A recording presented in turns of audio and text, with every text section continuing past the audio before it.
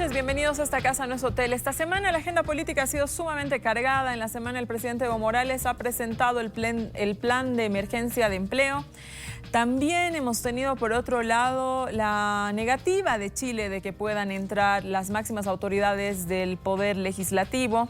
El ministro de Justicia fue a visitar a los 9 detenidos, declaraciones al respecto en cuanto a la estrategia jurídica de la defensa. Las elecciones judiciales se debía haber conformado este viernes la comisión de calificación desde las universidades. No ha sucedido. Como les digo, una amplia agenda política, por lo tanto hemos decidido dividir el programa en dos. Primero vamos a hablar de empleo y luego vamos a hablar de justicia. En esta primera parte tenemos como invitada a Mariana Prado. Mariana, ministra de Planificación, y por primera vez en esta casa no es hotel. Mariana, primero que nada, quiero felicitarte por el ministerio, lo he hecho en redes, pero ahora que te tengo aquí con la gente que nos acompaña, realmente que nos sentimos muy contentos de que tú estés llevando adelante el Ministerio de Planificación y te deseamos muchísimo éxito. Muchísimas gracias, Susana. Para mí es un gusto estar aquí en el programa y dirigirme por primera vez a esa audiencia de esta casa no es hotel, que bueno, tiene mucho éxito todos los domingos. Muchísimas gracias. A ver, Mariana, en el tema de lo del empleo, primero, ha salido hace poco una encuesta.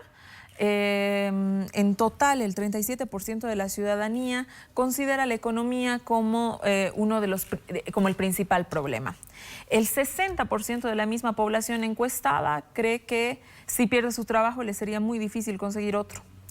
Segundo, los empresarios privados, cuando se hace el incremento salarial, sostienen que estas medidas están haciendo compleja la situación del sector empresarial en cuanto a la sostenibilidad de empleos.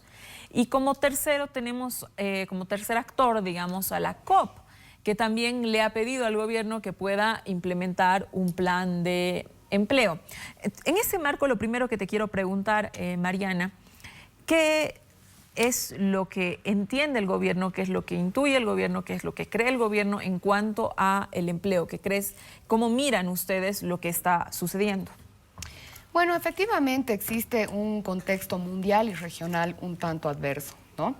Ha habido una desaceleración en términos de los precios de muchos commodities y eso ha tenido determinados impactos en la economía, pero suscita como datos. Primero, en 2011 hemos sufrido la reducción de los precios de los minerales y aún así nosotros hemos mantenido tasas de crecimiento crecientes. Luego, en 2014 se produce la reducción del precio del barril de petróleo y aún así hemos mantenido un crecimiento constante. Es más, en los últimos 10 años el porcentaje de crecimiento del PIB en Bolivia ha sido del 5%. Diríamos que lo peor de la crisis ha pasado, o sea, en términos de el contexto mundial. Pero en nuestra lectura, el desempleo y el crecimiento económico son dos variables que tienen que andar medio ecualizadas, porque sería un tanto contradictorio que sostengas crecimiento económico y que tus cifras de desempleo...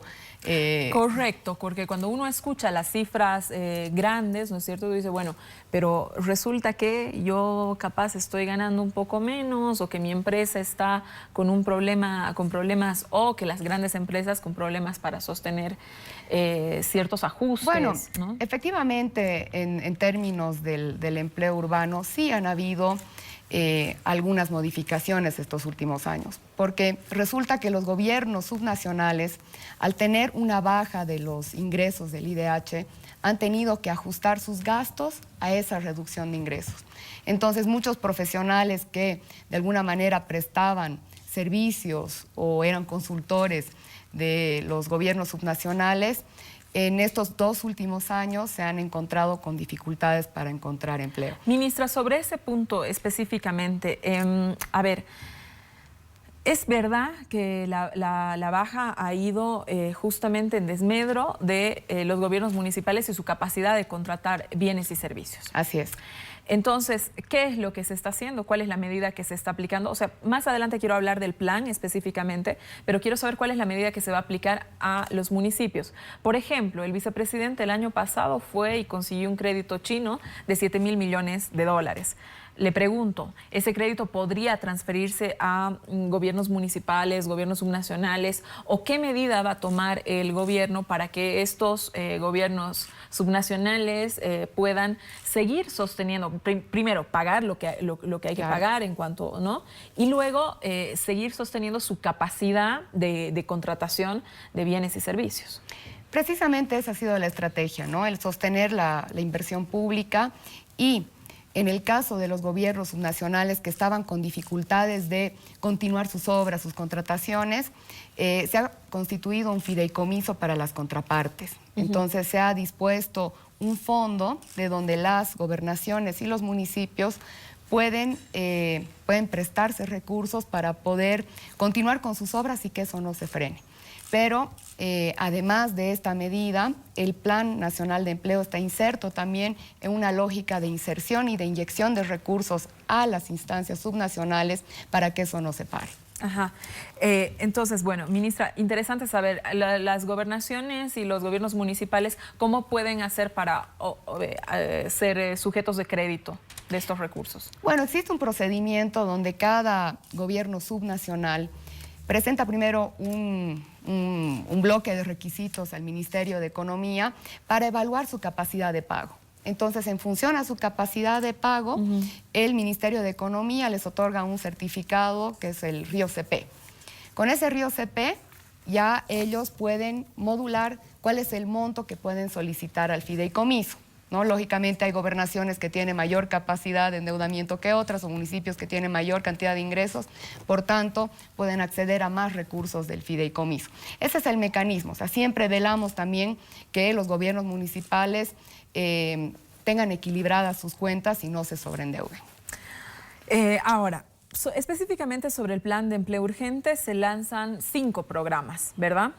5 componentes del plan. El primero es para Oruro, Sucre, Rivera Alta, La Paz, Potosí, Cobija, donde se van a invertir 40 millones de dólares para enlosetados. Se espera contratar 6.600 personas. Sobre esto, ministra, a ver, como usted lo señalaba hace un momento, la gran cantidad de la masa de desempleo se encuentra en las ciudades y por ahí, digamos, este enlosetado puede cubrir, no sé, zonas periurbanas, pero no se ha pensado en hacer con ese propio dinero, en el marco de ese proyecto, por ejemplo, y se lo digo así, a ver, como idea cualquiera, no sé, una carretera que cruce todo el Choqueyapu, entonces, y así puedas no solamente tener esa mano de obra rápida, ¿no?, sino además contratar administradores, contratar ingenieros, que son de alguna manera un grupo que también esa cuestión de lo que hablábamos, ¿no?, que se ha quedado por ahí sin las consultorías que habitualmente tenía. Bueno, a ver, ahí suscita en realidad. El Plan Nacional de Empleo contempla 5 medidas.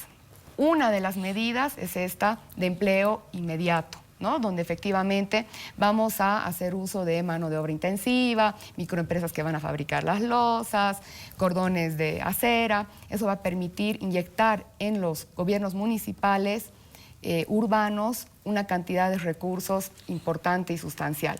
Pero el corazón de la propuesta no es ese, Susita.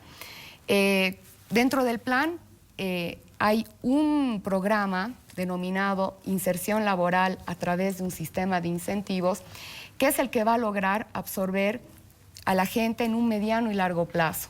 Porque lo que vamos a hacer es concertar con el sector privado la absorción de personal con un esquema de incentivos, donde, por ejemplo, en una primera modalidad, sobre la base de un salario de 2.000 bolivianos, este programa que ha dispuesto 57 millones de dólares va a cubrir los aportes a la AFP y la caja, por ejemplo, en una primera modalidad.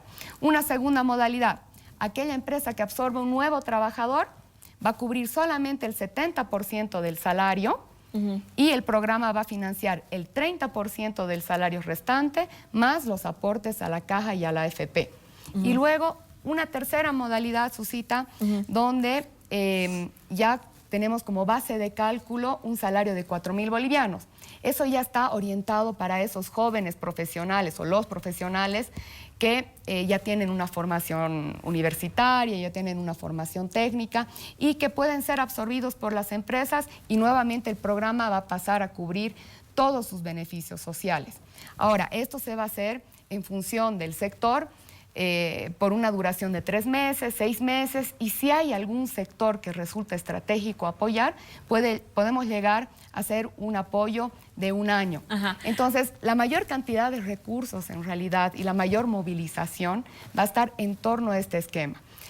La propuesta de la infraestructura urbana, y también verás que hemos incorporado una propuesta de protección de áreas productivas, va a permitir particularmente a los municipios salir de este momento medio complicado. Ahora, la inyección no va a ser así directa a los municipios, sino que vamos a tener una instancia ejecutora que es la que puede movilizar rápidamente. Dependiente del Ministerio de Planificación. El FPS. El FPS okay. Es la instancia encargada que va a concertar con los municipios, juntas vecinales, la intervención. Ahora, Mariana, en el cuarto programa, en este de generación de incentivo al empleo, donde las contrataciones públicas, cuando una empresa demuestra que está generando empleo, por ejemplo, yacimientos, licita overoles. Exacto. Si es que tenemos una empresa que se presenta y dice que los overoles los va hacer en Bolivia con mano de obra boliviana, no sé. Claro, y con 35 empleados. Digamos, la empresa B dice que lo va a hacer con 48, ¿sí? Y hay un precio referencial de, digamos, 500.000 bolivianos, ¿sí? Entonces, ahí la empresa que ha presentado una propuesta respetando el plazo, la calidad y el precio con una mayor cantidad de mano de obra, se le va a premiar por un 5% para que pueda acceder al contrato. Ajá. ¿Cómo se verifica esto? En todos los casos va a haber una supervisión del Ministerio de Trabajo y cuando se trate de contrato de obra, por ejemplo, en una carretera, claro, que una empresa haya dicho que va a contratar 100 personas y la otra 120, la supervisión y la fiscalización que está en obra se va a encargar de verificar que se está cumpliendo la planilla. O sea, existen medios de verificación para poder otorgar también este incentivo. O sea, el núcleo de la propuesta, Susita, es que vamos a incorporar un sistema de incentivos. O sea, no es ya un esquema donde hay obligatoriedad, donde hay cuotas que cubrir, una inyección de dinero sin un condicionante. Entonces, ahí yo creo que está el factor diferenciador de esta propuesta versus otras propuestas que se hicieron en el pasado. Y en realidad, este es un Plan Nacional de Empleo integral que moviliza a varios ministerios, que moviliza varios recursos y moviliza además al sector privado, que es un actor fundamental para poder llevar a cabo el plan. Yo tengo otra pregunta sobre el segundo componente. Presentaron que esto genera 5.000 empleos, son 40 millones de dólares de inversión, La Paz, Santa Cruz, Beni, Cochabamba, para invertir en diques y así recuperar tierra. Con eso pretenden ampliar la frontera agrícola, Mariana. Claro, ese es otro de los efectos de la intervención, porque no solamente es movilizar a la gente para que haga diques sin ningún sentido. El sentido es habilitar y además proteger áreas productivas que en horizonte también tienen un efecto multiplicador en la economía. Además, este mapeo, Susita, se va a hacer a partir de una lectura de la gestión de riesgos. Por eso es importante el rol del Ministerio de Medio Ambiente y Aguas para hacer este diseño junto con las gobernaciones y los municipios. Ah, qué interesante. Y una vez que haya tierra recuperada, ¿tienen algún plan para, no sé, fomento, semilla, o eso es en una segunda fase? Claro, bueno, ahí también está inserta otra de las propuestas que presentó nuestro presidente el día martes al momento de lanzar el Plan Nacional de Empleo. El Fondo de Desarrollo Indígena en este momento cuenta cerca de 200 millones de dólares que van a ser distribuidos en todos los municipios del país con el criterio poblacional, ¿sí? Ahora, la idea es que únicamente se asignen esos recursos para proyectos productivos. Entonces, proyectos para producir papa, producir maíz, producir quinoa o tener una granja de pollitos, de cerdos. Entonces, esos recursos también van a ser inyectados en los municipios para que, por ejemplo, en algún momento vinculemos la protección de un área productiva con una iniciativa de un proyecto productivo. Por eso, la lógica del Plan Nacional de Empleo supone una intervención en combo, ¿no? Es como un combo de política pública, donde varios actores se movilizan en torno a un objetivo multisectorialmente, movilizando recursos provenientes de diferentes fondos. Esa es la lógica del plan. En el quinto punto de lo que estabas hablando, que es el Fondo Semilla, se llama, El ¿verdad? Fondo de Capital Semilla. El Fondo de Capital Semilla. Hablan de 300 emprendedurismos, de 300 emprendimientos, lo que significaría, Mariana, 30 por las 10 grandes ciudades que hay en Bolivia. Pero eso digamos que si uno lo escucha así, suena muy poco. ¿Habrá algunos requisitos para acceder? Digamos, ustedes tienen no sé, una medida... Claro, hay una base de cálculo, ¿no? Exacto, es decir, bueno, yo les doy el crédito a ti, pero tú me vas a generar, no sé, 50 empleos, 100 empleos, el efecto multiplicador. Claro, el emprendedor o el joven profesional que va a acceder a este fondo, ¿dónde está el potencial del fondo? El fondo, que tiene cerca de 9.4 millones de dólares, va a permitir que aquellos jóvenes emprendedores y jóvenes profesionales que no tienen experiencia, porque ese es el problema, uno va al banco y lo primero que te preguntan es, bueno, ¿cuántos años de experiencia tiene o cuántos años tiene su microempresa? Precisamente ese es el problema cuando uno tiene que arrancar, ¿no? Entonces, este fondo de Capital Semilla va a permitir colocar esos recursos, pero no es un obsequio. O sea, en todos los casos, los emprendedores y los jóvenes profesionales tienen que presentar la sostenibilidad de su propuesta, ¿no? Que es rentable, que sus ingresos en el tiempo se sostienen y que además, desde luego, contemplan la incorporación de personal. Un joven profesional, un joven odontólogo, por ejemplo, mínimamente va a tener que contratar a la recepcionista, a su auxiliar, y además va a tener los recursos para instalar su consultorio. Entonces, todo eso se va a evaluar al momento de asignar ese fondo de Capital Semilla, que va a ser administrado por el Banco de Desarrollo Productivo, que ya es una instancia que tiene mucha experiencia en esta clase de créditos, ¿no? Ese es nuestro cálculo, al menos 295, pero qué interesante también sería que muchos de estos emprendedores pudieran asociarse en iniciativas que sean de una escala mayor. O sea, preferible, por ejemplo, hacer 30 grandes iniciativas con un criterio de asociatividad. Pero si no, si hay ese joven profesional que quiere estar autoempleado, trabajar independientemente, también va a contar con la oportunidad de acceder a este fondo. Mariana, una pregunta. A ver, el Estado ha crecido muchísimo en estos 10 años, se ha vuelto el mayor generador de empleos. La anterior semana estábamos con el ministro Arce y veíamos que el crecimiento exponencial del Estado en cuanto a generación de empleos era... Claro, de 2005. Creo que era 17.000 del año claro, 5 años a la fecha. La cifra que presentó el ministro Arce al momento de hacer la presentación de ese libro era que en 2005 se tenía cerca de 700 personas en empleos de las entidades públicas.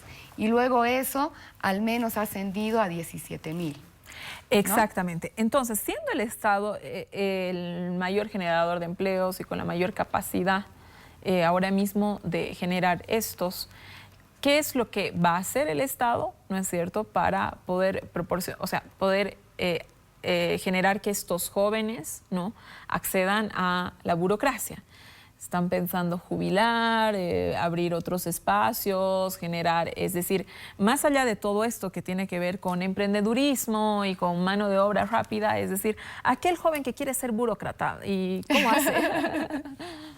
No, bueno, ahí tenemos varios espacios de absorción. Desde luego, las empresas públicas tienen que contratar a la gente en función a sus ingresos, ¿no? No puedes tener a personal extra porque al final haría que la empresa sería absolutamente insostenible.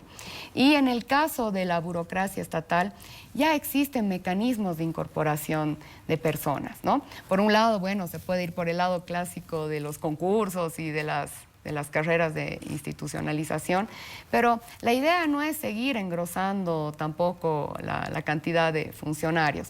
Más bien yo creo que también esta responsabilidad de la generación de empleo tiene que ser una responsabilidad compartida con el sector privado, ¿no? El sector privado tiene que tener la capacidad de generar empleos de largo plazo, empleos dignos, con beneficios sociales, y con el Plan Nacional de Empleo vamos a impulsar esta generación de fuentes laborales. Ministra, desde mi perspectiva, el principal responsable de que de la falta de empleo en el país, cuando se genera esa falta de empleo del país, definitivamente son las universidades.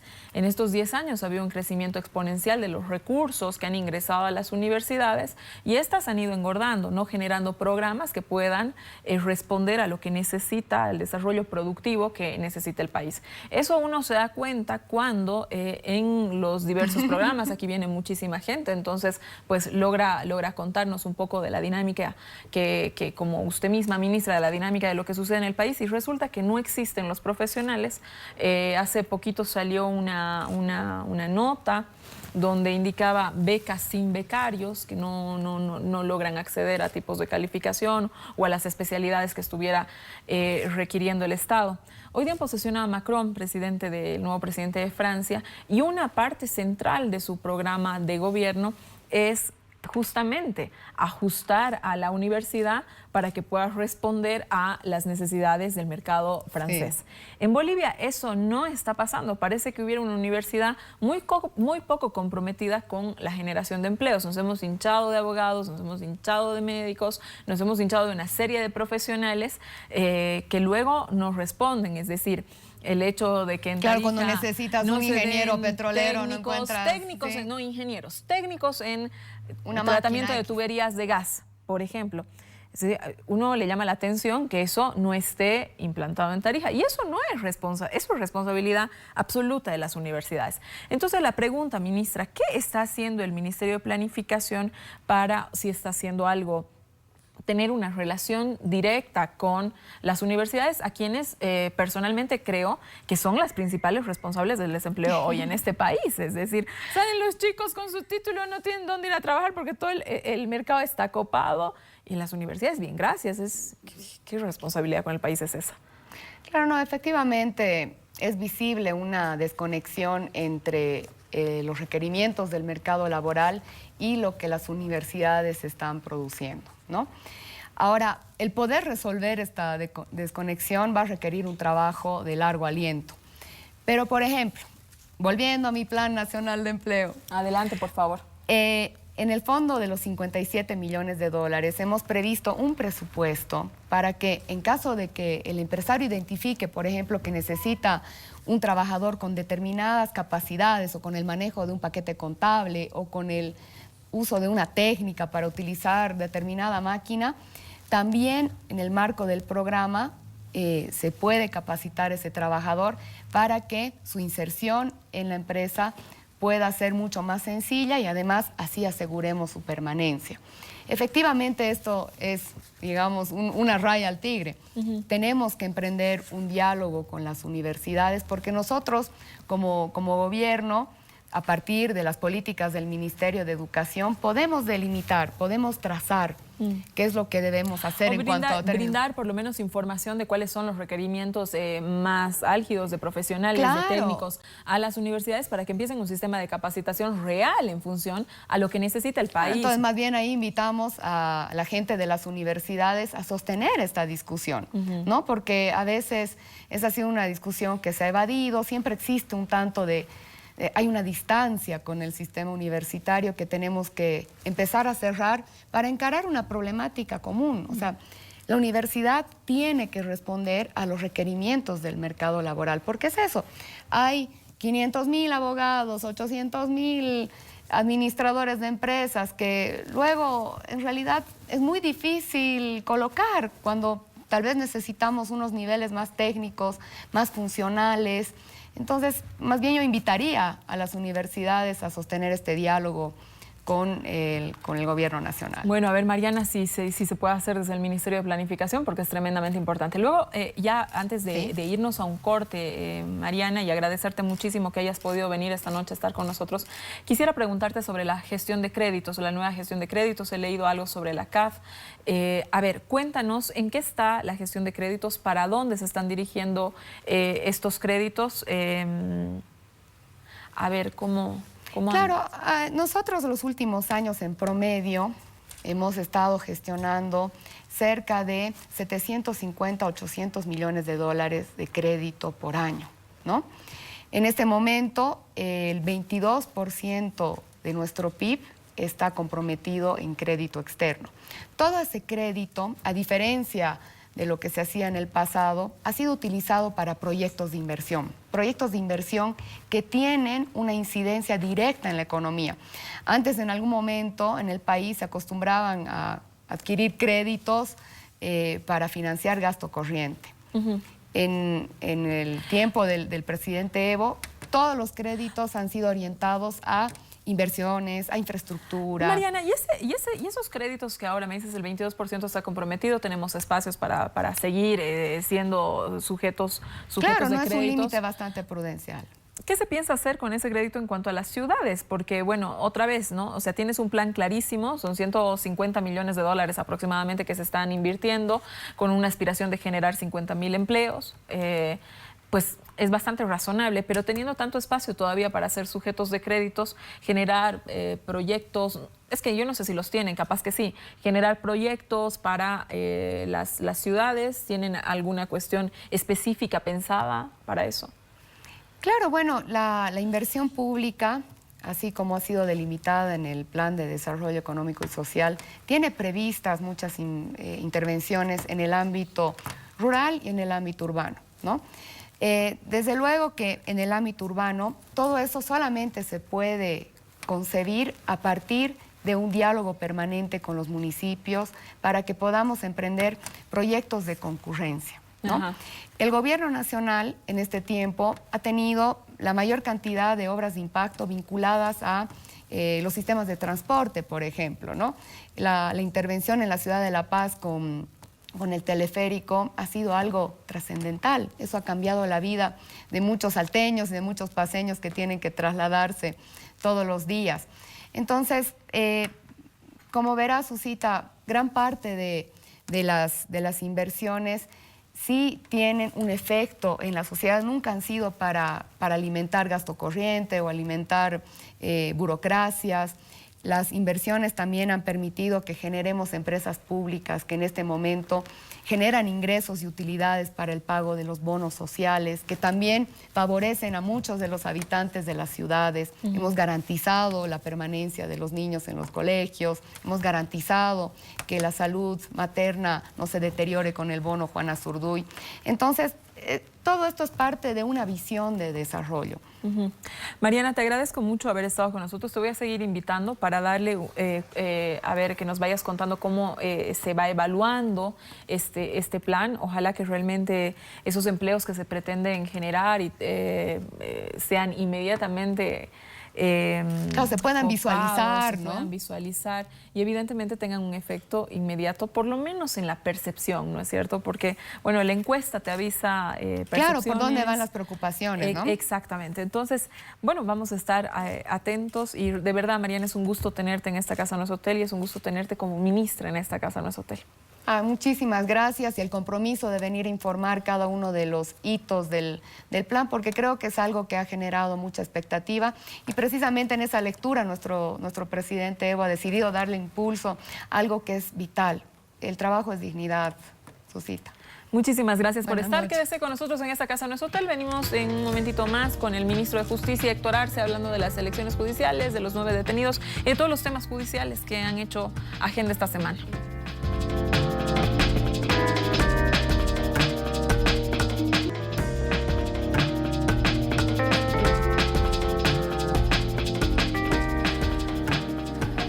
Con nosotros, volviendo a esta Casa No es Hotel, tenemos el gusto de tener al ministro Héctor Arce. Héctor, muy buenas noches, bienvenido a esta Casa No es Hotel.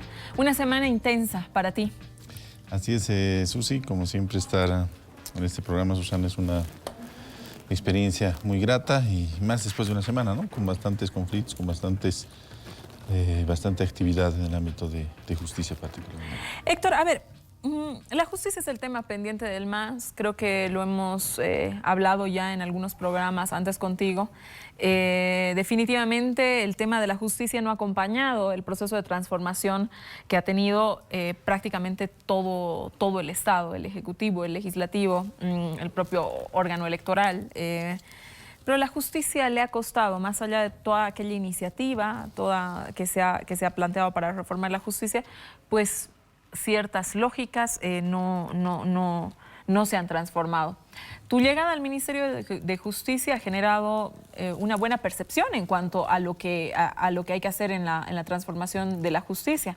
68% decía la encuesta en favor tuyo. 66%. 66%, lo cual te pone pues una responsabilidad en la espalda bastante grande en cuanto a la expectativa de la gente. Entonces, este viernes ustedes propusieron que las universidades sean parte del comité de calificación para la elección judicial con la idea de disipar cualquier tipo de sospecha que habría alrededor de la elección judicial. El comité debió conformarse este viernes y la pregunta, Héctor, es ¿por qué no se conformó? Bueno, yo creo que se va a conformar ese comité, ¿no? No quisiera yo pensar en contrario, Susana.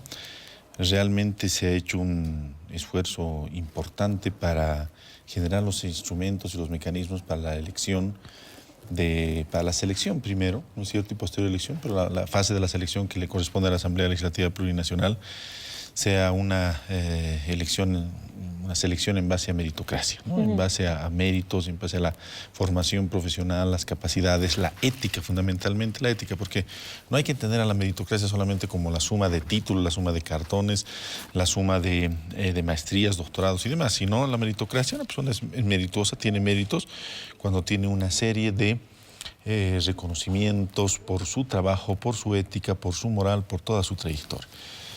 En ese entendido se ha hecho un gran avance para coadyuvar, porque es una responsabilidad de la Asamblea Legislativa Plurinacional, íntegramente de la Asamblea, y se ha hecho un gran esfuerzo a través de una comisión de implementación de los resultados de la cumbre que ha funcionado muy bien, que es la comisión que está mandada por la ley 898, donde están 9 entidades, ¿no es cierto? Varios órganos del Estado, está el órgano legislativo, está el órgano ejecutivo, están instituciones independientes como la Fiscalía General del Estado, la Procuraduría, está el órgano judicial y está la Universidad Boliviana, y se ha diseñado un sistema bastante proactivo con una participación muy extraordinaria, yo diría, de la Universidad Boliviana. Prácticamente la Universidad Boliviana ha hecho propuestas que todos hemos aceptado. Y ahora se están materializando, se van a materializar, ¿no? Entonces yo estoy totalmente convencido de que, pese a algunas declaraciones que son un poquito a priori, ¿no?, como la de nuestro rector, que yo respeto profundamente, es un gran amigo, además una persona muy valorada y reconocida, el doctor Waldo Albarracín, con todo respeto, creo que un poquito nos estamos adelantando, ¿no? Esperaremos qué es lo que pasa, veremos, todos estamos a la expectativa de qué es lo que va a ocurrir en la Asamblea. Veremos qué es lo que pasa y no descalificaremos a priori un trabajo que se ha hecho o que se ha planificado con gran esfuerzo, con gran sacrificio y con bastante sentido de construcción correcta, ¿no? De construcción positiva. Esa es la idea. Entonces no me imagino que valga la pena en estos momentos descalificarlo previamente. Yo creo que hay mucho que hacer, ¿no es cierto? Creo que la Asamblea ha dado una muestra extraordinaria de toda la apertura que ha mostrado. Hubiera sido interesante que la oposición ingrese en este acuerdo, ¿no es cierto? Porque prácticamente muchos de los elementos que se han solicitado son los elementos planteados por la oposición. Y la oposición ha sido incluso la que ha planteado en su momento, ¿no es cierto?, el mantener este sistema de elección de autoridades judiciales, cuando algunos en algún momento, cuando se dio la Cumbre de Justicia hace ya casi un año, teníamos pues la firme convicción de que era necesario cambiar el procedimiento de elección de las autoridades judiciales. Sí, yo lo recuerdo, tú viniste al programa, lo escribimos explicaste. Un librito incluso, ¿no?, un pequeño librito cuando estábamos en la Procuraduría General del Estado, donde explicaban las contradicciones del sistema y planteábamos otro. Pero bueno, fue la misma oposición la que no quiso esta situación, la que peleó porque se quede el sistema constitucional como está. Los analistas y los abogados de la oposición, aquí tuvimos un debate, debes acordar, con el doctor Carlos Alarcón, todos se volvieron acérrimos defensores de este sistema de elección. Lo correcto, lo lógico, lo razonable era que entren ellos y logren un acuerdo en base además a la invitación y el gran esfuerzo por conseguir un acuerdo que ha llevado adelante José Alberto González y Gabriela Montaño Viaña, ¿no? Los presidentes de ambas cámaras. No lo hicieron por cálculo político, ¿no es cierto? Los propios abogados que defendían el sistema ahora quieren politizarla totalmente. Lo escuchamos al doctor Alarcón, que dice que sea una elección política, una plancha del oficialismo, otra plancha de la oposición, cuando es todo lo que la Asamblea Constituyente no quiso y todo lo que no debe ser, todo lo que fue en el pasado, ¿no?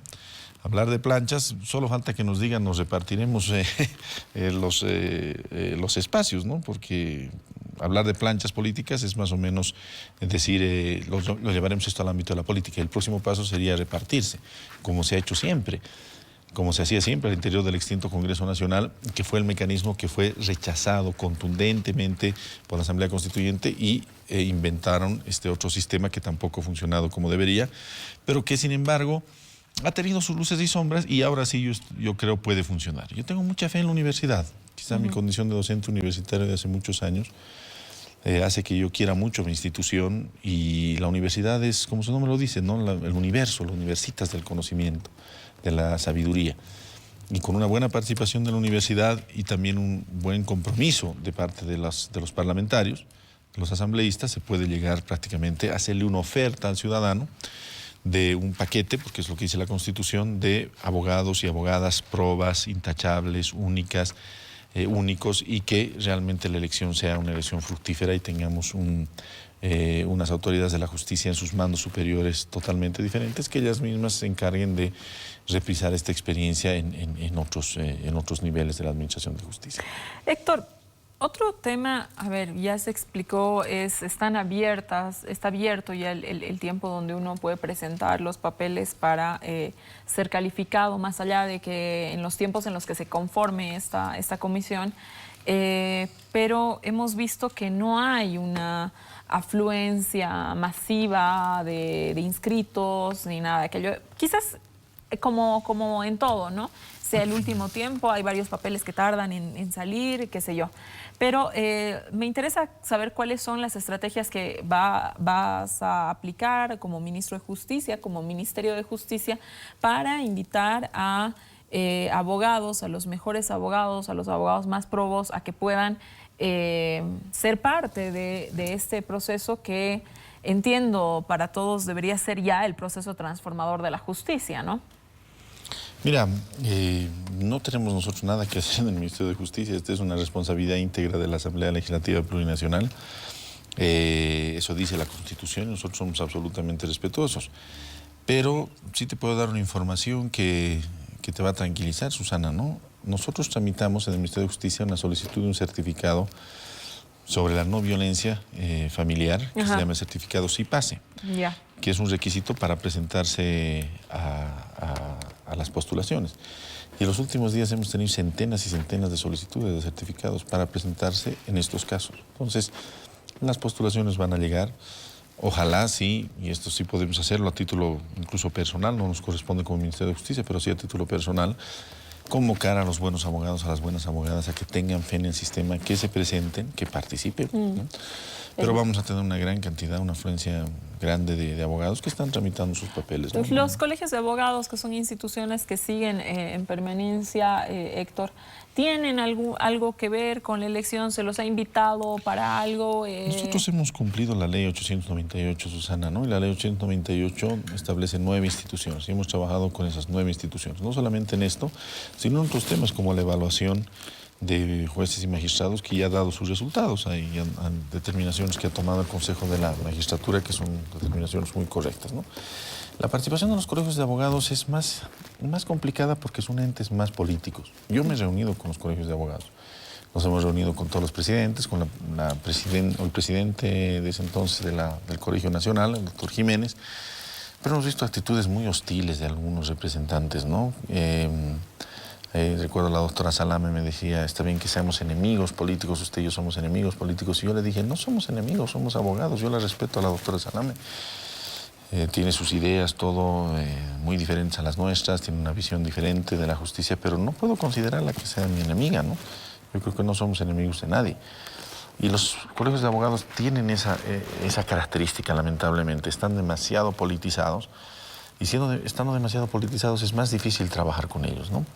Pero la garantía está en las universidades, en las facultades de Derecho. Ese es el aporte que hemos querido hacer. Pero bueno, todo esto tiene que ser llevado adelante y a cabo por la Asamblea. Es una responsabilidad de la Asamblea. Yo te aseguro de que postulantes han de haber de sobra, Susana. Ojalá, Héctor, en eso... a ver, ahora, en el tema ya del otro momento, yo recuerdo la anterior elección judicial. Poco sabíamos de los candidatos, creo que la ley no los dejaba hacer campañas, ¿no? ¿Eso se ha modificado, Héctor? Esto te lo pregunto porque el momento de ir a emitir el voto por algún profesional, ¿no es cierto? Sí, pues nos interesaría saber que si ese profesional... ¿qué piensa de la justicia? ¿Qué piensa de la transformación de la justicia? ¿Qué piensa del lugar donde va a ir a trabajar? Es decir, más allá de esta dinámica en que en algún momento yo sé que se está velando de que no hagan política, de que no hagan prebendas, ¿no? A ver, yo entiendo que por eso son los cuidados y las prevenciones. Pero por otro lado, por ahí se le quita a la población la posibilidad de conocer quién es ese señor por el cual luego uno va a tener que ir a votar, ¿no?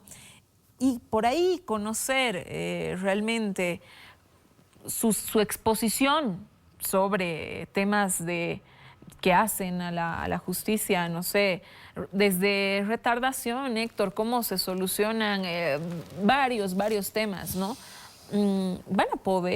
Voy a poder tener en esta casa, no es hotel, a los candidatos. Mira, entiendo, y te soy sincero, no lo he revisado a detalle, pero entiendo que en el reglamento de la Asamblea han hecho una apertura. Han hecho una apertura para que los candidatos no puedan convocar al voto, porque eso no es correcto, no es una campaña política, ¿no es cierto? No es una elección política, o no debería ser, diríamos, siempre hablando en deber ser, una elección política. Pero entiendo que van a poder participar en análisis, en debates, y lo interesante sería que los escuchemos a ellos debatir sobre la justicia. Claro. Nosotros tenemos un planteamiento muy claro sobre la justicia, lo he expuesto hace algunos días en la rendición pública de cuentas. Para nosotros hay un elemento normativo, que es el que estamos trabajando. Hay un elemento que es, diremos, más logístico, que lo hemos dividido en 3 elementos, que es infraestructura, modelo de gestión y tecnología. Pero hay un tercer elemento que en realidad debería ser el primero, que es el más importante, que es el elemento humano. Estoy hablando de las medidas a mediano plazo, ¿no? Porque a largo plazo hay que cambiar la mentalidad de la gente. En Bolivia somos extraordinariamente pleitistas, en Bolivia somos extraordinariamente judicializados y hay que cambiar, hay que trabajar mucho en la conciencia de la gente, en las universidades, pero es a largo plazo. En el mediano, en el corto plazo, hay 3 elementos. Las normas, lo logístico, le llamo yo así logístico, quizás no es el término correcto, pero digamos lo más utilitario, lo más pragmático, que es modelo de gestión, que es infraestructura, recursos y que es tecnología en el sistema judicial. Pero el tercer elemento, el elemento más importante, es el elemento humano, Susana. Las leyes son tan buenas o tan malas dependiendo en manos de quienes estén. Vamos a tener un evento en Santa Cruz con grandes profesores internacionales a principios del próximo mes.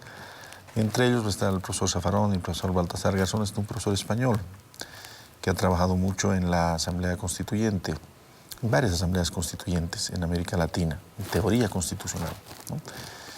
Él dice las normas son tan buenas o tan malas como un bisturí. Un bisturí en las manos de un buen cirujano es un instrumento para salvar una vida. Ese mismo bisturí en las manos de un criminal es un instrumento para asaltar y para quitar una vida. Las leyes son eso. En Bolivia nos preocupamos mucho por hacer buenas leyes. Hay que hacerlas. Tenemos una comisión codificadora, el Ministerio de Justicia está trabajando, estamos trabajando en 5 códigos actualmente, los mejores profesionales bolivianos, lo vamos a presentar esto en los próximos días. Pero las normas no son todo, no son la solución. El elemento más importante es el elemento humano. Y el elemento humano es el juez. El juez, un juez de provincia, un juez de instrucción, un juez público, un magistrado, un vocal o un magistrado del Tribunal Supremo. Todos son jueces. Están identificados porque ejercen la jurisdicción. Es decir, pueden decir la justicia. Jurisdicción quiere decir eso, viene de los 2 vocablos latinos, jurisdiction. Decir la justicia, pueden decir. Ellos dicen, esto se soluciona así. Hablan por la justicia. Ese es el elemento central en el que hay que trabajar. Y es el elemento central en el que la cumbre, sabiamente, como sabio es el pueblo, ha identificado está el mayor problema.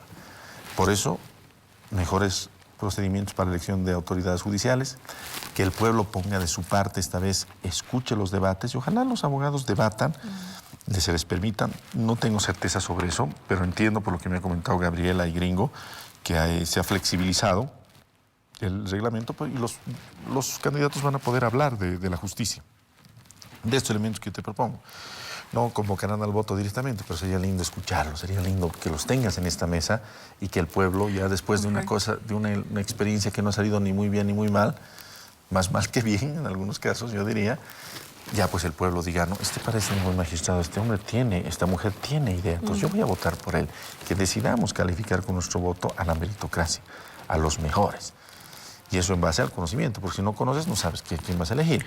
Entonces hay ese elemento y ojalá el Tribunal Supremo Electoral, el órgano electoral que está también en contacto como corresponde, no con nosotros sino con la Asamblea, juegue un rol también importante y tengamos un buen resultado. Yo creo que es una apuesta importante, estamos ya maduros en esto.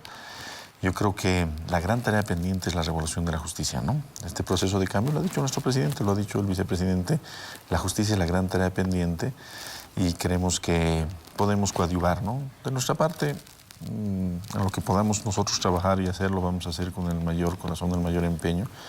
No nos importa si trabajamos 20 horas al día como trabaja el presidente. Y bueno, se van a ver los resultados ahí, ¿no? Ahí como están. Héctor, hay varios temas, además, el tema de lo de la ley del notariado, han habido varios cambios de jueces y de vocales. ¿A qué ha respondido esto? Bueno, dentro de esta comisión se ha realizado una propuesta de cumplir con el mandato de la cumbre, ¿no?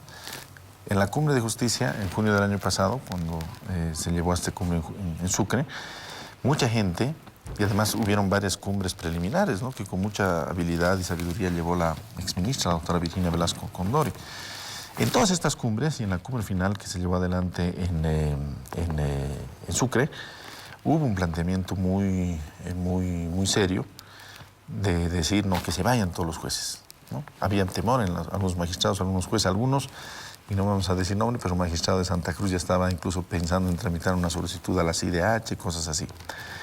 Nosotros de alguna manera frenamos, el Estado frenó esa situación, porque el Estado es institución también, tiene que manejarse como institución. Y dijimos, no, los vamos a evaluar. Y el resultado de la cumbre, si tú analizas, es la evaluación rápida de los jueces y fiscales para separar la paja del trigo. Porque así como hay malos jueces, hay muy buenos jueces, y son la mayoría, Susana. La mayoría de los jueces son buenos jueces, son jueces para sacarse el sombrero. Yo soy abogado, he ejercido la profesión, quiero volver a ejercer la profesión y conozco bien esta realidad. Magistrados, jueces que honran su trabajo, que hacen de la labor de la función jurisdiccional una labor de apostolado, de servicio a los demás.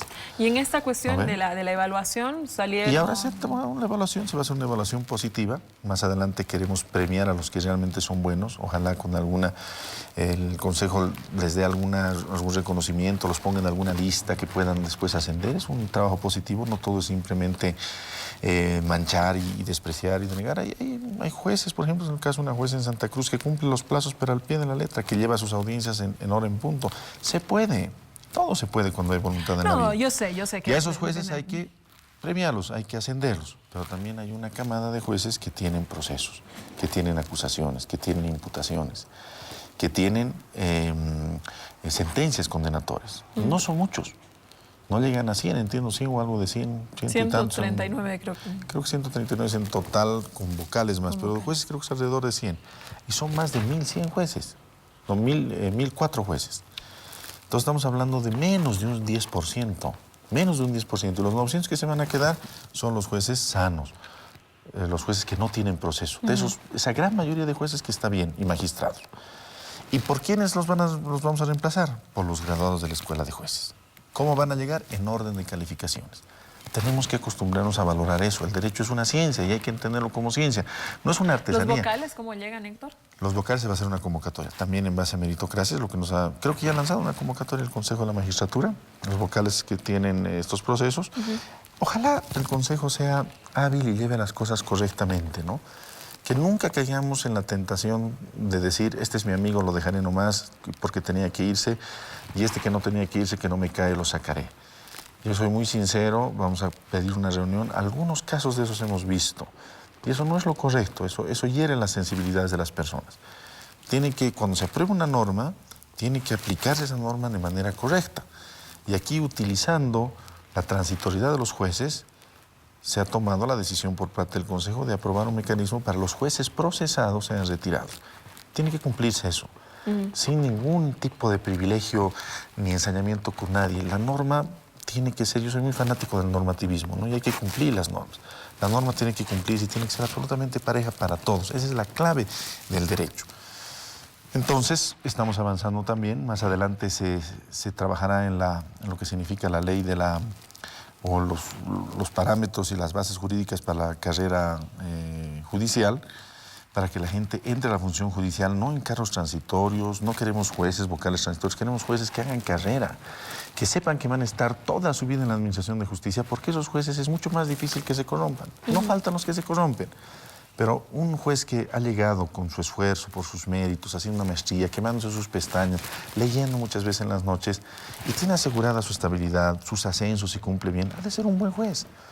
Pero si le decimos, usted va a ser juez solamente 6 meses y mira, esa persona entra con otras motivaciones. Entonces hay que generar estabilidad en todo, en jueces, en fiscales. Hay que saludar un muy buen trabajo que ha hecho el doctor Ramiro Guerrero en materia de la evaluación fiscal. Muchos parámetros incluso nos han servido a nosotros para en esta comisión sugerirle al Consejo algunos mecanismos. Y bueno, se está llevando adelante, se está cumpliendo y se está empezando a revolucionar la justicia como debe ser. Héctor, me tengo que ir a un corte, pero luego quiero que nos cuentes de tu viaje a Chile. Lo que ha pasado con los 9 detenidos, cuál es la estrategia jurídica, qué es lo que has visto allá. Nos interesa mucho saber en qué situación están nuestros compatriotas en el marco de esta injusticia que se está viviendo. Quédese en esta casa, no es hotel.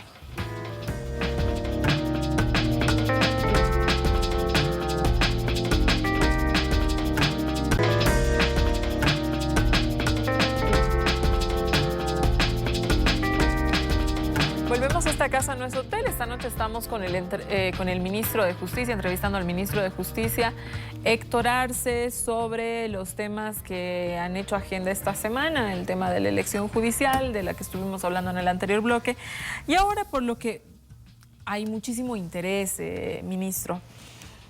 La polémica inicia primero. ¿Los compatriotas estaban en Chile o en Bolivia? Es un tema que no está definido, ¿no? Es un incidente en frontera, Susana. Los incidentes en frontera son conocidos y reconocidos en todas partes, ¿no? Un incidente en frontera puede ser que sea del límite, que no está marcado, porque no hay una línea amarilla que cruce toda la frontera, ni un muro, como va a haber con el presidente Trump entre México y Estados Unidos, ¿no? Tampoco hay amojonamientos, piedras, no hay una vereda, no hay semáforos, no hay absolutamente nada. Son incidentes en frontera, ¿no? Y esos incidentes en frontera tienen que tener una resolución clarísima, una resolución objetiva. Jamás pueden ser judicializados. Jamás pueden ser judicializados, además, en la forma como Chile los ha judicializado, con mucha hazaña, con tipificaciones absurdas, con una serie de circunstancias que agravan una situación que parecería busca otros fines, ¿no? Es muy extraño todo lo que está pasando. Ha sido un incidente en frontera donde evidentemente las fuerzas regulares bolivianas, nuestro ejército y nuestra aduana nacional de Bolivia, estaban persiguiendo una internación ilegal de mercadería, ropa nueva en este caso, que estaban en un camión siguiendo una caravana de varios camiones que se internaron en el territorio nacional, en el territorio boliviano. En estas circunstancias hay unos pequeños problemas técnicos. Los contrabandistas reaccionan, problemas técnicos del vehículo, cuando ya se lo incautó el vehículo, los contrabandistas reaccionan, se organizan, los intimidan a nuestras fuerzas regulares, y entre eso se da una solicitud de refuerzos, todo reportado, por supuesto todo informado a los mandos superiores, como se ha demostrado ahora en la prueba que se ha presentado, Y bueno, llega Carabineros de Chile y en una actitud terriblemente hostil, sin ninguna razón, sin ningún elemento que justifique, se acercan a nuestros uniformados y los agreden, los golpean. Hay uno de ellos que se acercó a hablar, nos contaba que tiene todavía una herida cortada aquí. Se acercó a hablar y recibió un culatazo del arma del carabinero, ¿no? Cuando son fuerzas regulares que se encuentran en la frontera y deben, por supuesto, colaborarse porque tenemos objetivos comunes. Y yo creo que a Chile le tiene que interesar también la lucha contra el delito transnacional del contrabando, contra el delito del narcotráfico, contra la presencia de antisociales y delincuencia en la frontera. Y en eso tienen que trabajar, por supuesto, ambas fuerzas, que son las fuerzas regulares de ambos países, que son vecinos y que tienen casi 1000 kilómetros de frontera común. Este tema debía haberse resuelto ahí, pero no. Por alguna extraña razón, el tema es pasado a Santiago y bueno, finalmente todos sabemos lo que ha pasado, es judicializado un tema que no debía ser judicializado y encontramos las declaraciones de la presidenta Bachelet graves, gravísimas, ¿no? Tremendamente irresponsables, y dice, eran 9 funcionarios que se querían robar 9 camiones, dice, ¿no? O sea, ¿dónde están esos 9 camiones? Para empezar, ¿dónde está ese camión azul que estaba en la frontera internándose en Bolivia con contrabando? ¿Cómo se puede decir que hay robo cuando es una mercancía ilegal? Desde el derecho romano el robo es una figura penal sancionatoria para proteger la propiedad. Y aquí no hay propiedad. Aquí estamos hablando de mercancía ilegal, internada ilegalmente en un país, en forma de contrabando. Si todo eso fuera robo, jamás podríamos decomisar, no debería haber dirección de bienes incautados, no debería haber la figura del comiso, no debería haber la figura del decomiso, no debería haber la figura de la incautación, no debería haber la figura de la expropiación, no debería haber ninguna figura. Claro, si cualquier situación la vamos a entender como robo, ese es un despropósito, ¿no es cierto? Y lo pintan como si fuera una actitud subjetiva de los aduaneros bolivianos. Imagínense, 9 aduaneros con capacidad de robarse 9 camiones, o sea, los bolivianos somos una especie de Superman, que cada camión por lo menos hay 3 personas y cada uno puede reducir a las 3 personas, a toda la gente que les ayudan, estos vehículos que les dan los avisos y demás. Entonces, es irracional, es absurdo, como absurdo es la calificación de robo y decir estaban queriendo robarse. La primera pregunta que hay que hacer, ¿qué hacía ese camión o esos 9 camiones que dice la presidenta en la frontera? ¿Qué hacían camiones de Chile internándose en Bolivia con mercadería en un paso no regular, no autorizado? En la lógica de la presidenta, ¿estarían yendo a algún shopping en la frontera? ¿Habrá algún shopping de venta de ropa en el desierto, en la frontera? ¿Los camiones iban a volar sobre el territorio boliviano para llegar al Brasil? ¿Qué hipótesis puede tener Chile? Eso será contrabando. El contrabando no se roba. Y más cuando se tiene un operativo regular e informado, como hemos demostrado en las pruebas que se ha presentado el fiscal Harry Torres, una secuencia de informes que los oficiales y los aduaneros reportan. Si yo quiero robar algo, no voy a dar anuncio a mis superiores, ¿no le parece? ¿No te parece? ¿No es lo más irracional? Entonces, el delito de robo y todavía con intimidación, ya se cae por sí solo, es realmente Héctor, a ver, deleznable, ¿no? Y los otros delitos, si me permites, para que no haya susceptibilidades, Susana, los otros 2 delitos, contrabando y portación y tenencia ilegal de armas, también se caen por sí solos. ¿Contrabando de qué? De los vehículos de la aduana y del ejército de Bolivia que supuestamente habrían sido internados en Chile. El contrabando es una figura económica, es internar mercancía para ganar sin pasar la banda, por eso se llama contrabando, sin pagar los impuestos. Vamos a hacer contrabando de vehículos de Bolivia a Chile, cuando sabemos que en Chile hay zonas francas terribles donde se vende cualquier cantidad de mercadería y esa mercadería es internada en Bolivia, una mayoría de manera legal y otra gran cantidad de manera ilegal. Plantear que hay contrabando en sí mismo de Bolivia hacia Chile es como plantear que haya narcotráfico de Europa hacia América Latina. ¿Te imaginas que haya gente que traiga en maletas droga de Holanda hacia Bolivia, hacia Perú, hacia Colombia? Esa es la talla. Permíteme esta comparación que es real, objetiva. Esa es la talla de la acusación chilena. Y finalmente, sobre el tema de las tenencias de armas, son fuerzas regulares. Ejercen la formación y la presión y la violencia legítima para mantener el estado de sociedad jurídica y políticamente organizada, como diría Max Weber. Ellos tienen todo el derecho de estar armados. y en cualquier incidente en frontera tienen que estar armados para precautelar sus vidas, para precautelar la función que el Estado les asigna. Así como los carabineros están armados, ellos están armados. Por lo tanto, es un absurdo hablar de robo, es un absurdo hablar de contrabando, es un absurdo hablar de tenencia e importación ilegal de armas. Los 3 artículos se caen por sí solos. Y Chile debería escuchar a las propias voces autorizadas que ellos mismos tienen.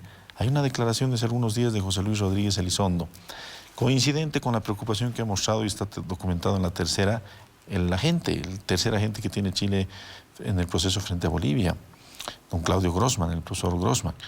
Ellos han dicho de que esta situación nunca debe haber sido judicializada, que no corresponde ser judicializada. Y tarde o temprano va a tener que aclararse con una gravísima responsabilidad para Chile y con un grave descrédito para el país trasandino. A ver, has explicado de manera muy clara, Héctor, qué es lo que está pasando con los delitos que están supuestamente pesando sobre estos 9 compatriotas. A ver, si esto se resuelve en el mundo administrativo, yo te planteo, ¿qué hubiera pasado si fuera al revés? Si 9 chilenos hubieran entrado a territorio boliviano, ¿no es cierto?, y se hubiera dado este tipo de situación. O sea, ¿cómo se controla este tipo de situaciones dentro de nuestro país? Plantear al revés significaría asumir que eso ha ocurrido en territorio chileno. Es un tema que no está claro, ¿no? Hay versiones diferentes. Bueno, digamos que esto, que hagamos la figura de que si esto sucedería en territorio boliviano. Lo solucionemos contándote los antecedentes, Susana. En el año 2016 han habido 2 incidentes, el año pasado. Primero, un funcionario civil fue encontrado por el cuartel que tenemos nosotros ahí en la zona del Silala, internado bien adentro del territorio boliviano, tomando una serie de fotografías del Silala y de la zona. Ha sido detenido por la fuerza militar que tenemos nosotros ahí y por disposición del presidente, el ministro de Defensa, Remy Ferreira, lo ha puesto en la frontera, lo hemos entregado tranquilamente con su equipo, su cámara, con sus cosas. También en el 2016 ha ocurrido un incidente donde carabineros de Chile han invadido territorio boliviano, no diremos han invadido, han ingresado a territorio boliviano y estaban persiguiendo supuestamente un tema de narcotráfico. Han sido detenidos y el Ministerio de Gobierno, por instrucción del presidente, el ministro de Gobierno en persona, Carlos Romero, los ha devuelto. Eso es lo que corresponde. Los militares bolivianos y los militares chilenos, o las fuerzas regulares bolivianas y las fuerzas regulares chilenas, cuando se encuentran en la frontera, tienen que colaborarse, deberían darse la mano, no darse de culatazos, no con la agresividad y la violencia que ha mostrado Carabineros de Chile cuando los ha detenido. No llevarlos a una cárcel para tenerlos, obviamente, detenidos injustificadamente. A nuestra manera de ver, es una detención injustificada. Y esto va a quedar como uno de los casos más. Si Chile persiste en una posición incorrecta, esto va a quedar como uno de los casos de las grandes injusticias en las que se penaliza injustamente a seres humanos, a personas que tienen su familia, a personas que en las noches, yo he hablado con ellos tienen una moral fuerte, una moral digna, la moral y la dignidad que solamente da el saberse inocente. Y ellos saben qué es lo que está pasando. También están con una moral buena. Por supuesto, nadie está bien en un penal extranjero, más por una causa injusta, ¿no es cierto? Pero tarde o temprano la verdad se va a imponer y la verdad va a salir a la luz y el único que va a tener problemas, el único país que va a tener problemas es el Estado chileno. Héctor, hay un rumor de que estos compatriotas pudieran ser sentenciados justamente por estos delitos que tú indicas, ¿no? Incluso en el rumor se señala la cantidad de años que probablemente se les pudiera dar, que entiendo son 15. Evidentemente estoy hablando, lo quiero reiterar, se trata sencillamente de un rumor. Pero en caso de que este rumor se hiciera efectivo, se hiciera realidad, ¿cuál es la estrategia que el Estado boliviano...? No concibo, no podría concebir que ocurra una situación de esta naturaleza en un mundo donde hay derechos humanos, en un mundo donde se han desarrollado las democracias y las institucionalidades a tal extremo. Eso para mí es imposible. Pero desde tu perspectiva, no sería concebible. Entonces, tampoco es concebible que esos ciudadanos estén presos. Claro. Nosotros estamos articulando todos los mecanismos, ¿no?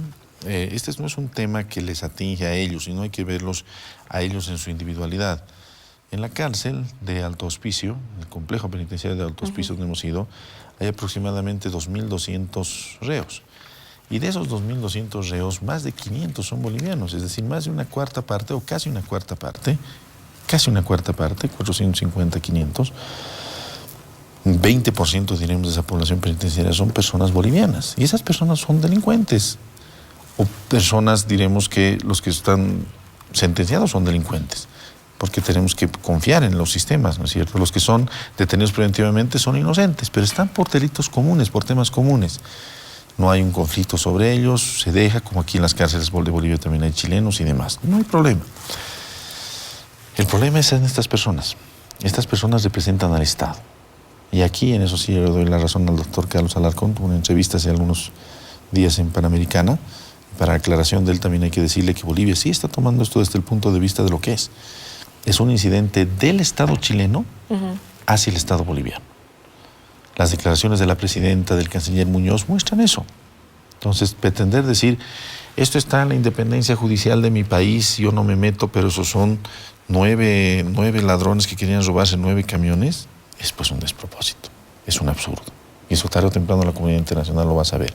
Claro, porque no tendría sentido que la presidenta declare alrededor de 9 ladronzuelos. Absolutamente incorrecto, ¿no es cierto? Y nos damos cuenta, es un tema del Estado y el Estado tiene y estamos trabajando con el canciller Fernando Guanacuni, activando todos los mecanismos diplomáticos regulares que existen, no solamente en el espacio bilateral, sino también en el espacio multilateral para la solución objetiva de este caso. ¿A qué organismos internacionales se ha acudido? No sé si me lo puedes contar, Héctor. Claro, a los pocos días de que ocurrió, el canciller Guanacuni, por instrucción del presidente, se constituyó en el Comité de Derechos Humanos de las Naciones Unidas en Ginebra, en Suiza. Y ha presentado una queja formal que se está tramitando.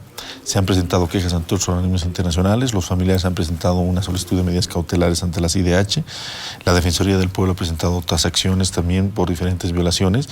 Y bueno, finalmente hemos acudido ante la comunidad internacional y ante el propio Papa Francisco. Hace algunos días se ha dirigido el presidente mediante una comunicación.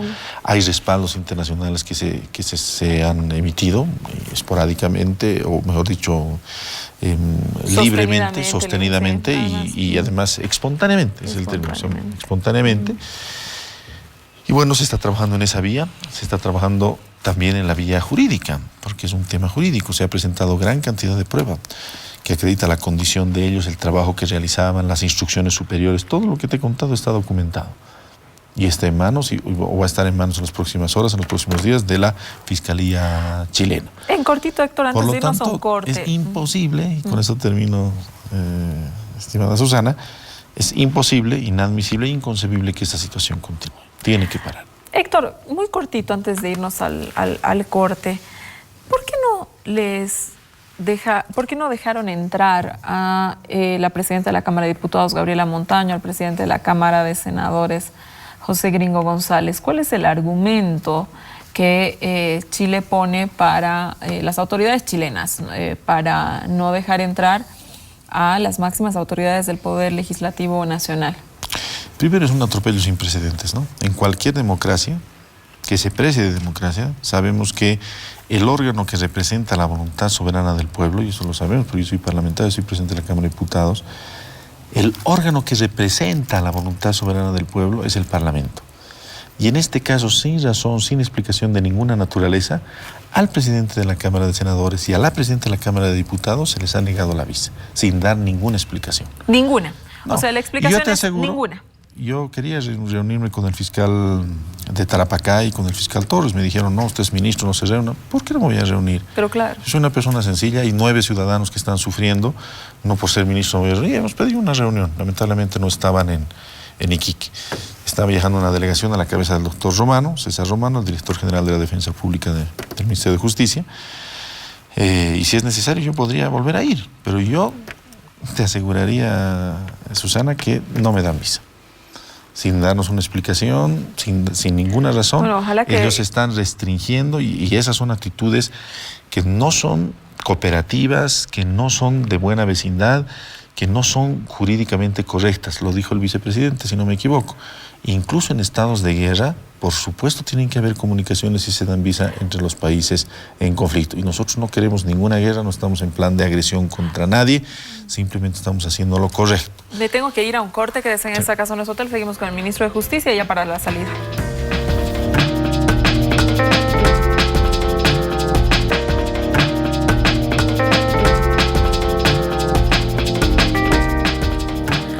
Ministro, como siempre el programa queda corto cuando lo invito. Nos hemos quedado sin hablar de varios temas, lo de la ley de notariado, la propuesta de un referéndum ahí que ha generado varias tensiones, pero que sería interesante en algún momento tratarlo. Le agradezco mucho estar esta noche en esta casa, no es hotel, y si nos puedes dar una conclusión de con lo que quieres que se quede la gente de los temas que hemos conversado. Muchas gracias, Susana. Yo creo que los dos temas son importantes y de alguna manera tienen alguna relación, ¿no? Debemos construir una justicia digna, transparente, independiente. Y cuando digo independiente, digo no solamente independiente de los poderes políticos, sino independiente también de las organizaciones sociales, las presiones sociales, las tensiones sociales. Una justicia basada en la sabiduría, en el conocimiento, en los méritos, en la formación de las personas. Y debemos tener una sociedad donde el derecho reine, ¿no? Porque el derecho es la base de la organización social. Y bueno, ojalá que algunos países vecinos no hagan lo que no se debe hacer, ¿no? Utilizar un mecanismo tan noble como es el derecho y la función jurisdiccional para satanizar o para perjudicar a personas que son inocentes y hacerlo por otros fines. No queremos creer que eso esté pasando. Y creemos que todavía es tiempo de que el gobierno chileno, porque siempre hay que defender el gobierno del pueblo chileno. El pueblo chileno, he conversado yo en estos 2 días en Iquique con mucha gente, el gobierno chileno está tranquilo, el pueblo chileno está tranquilo, comprende la injusticia, muchos con los que les hablas te entienden, pero ojalá que el gobierno chileno entienda de que las injusticias no llegan lejos y que finalmente la razón debe imponerse a las acciones de fuerza. Te agradezco mucho por haber estado esta noche con nosotros, a usted por habernos acompañado en esta casa No es Hotel. Conmigo hasta el siguiente domingo. Muy buenas noches.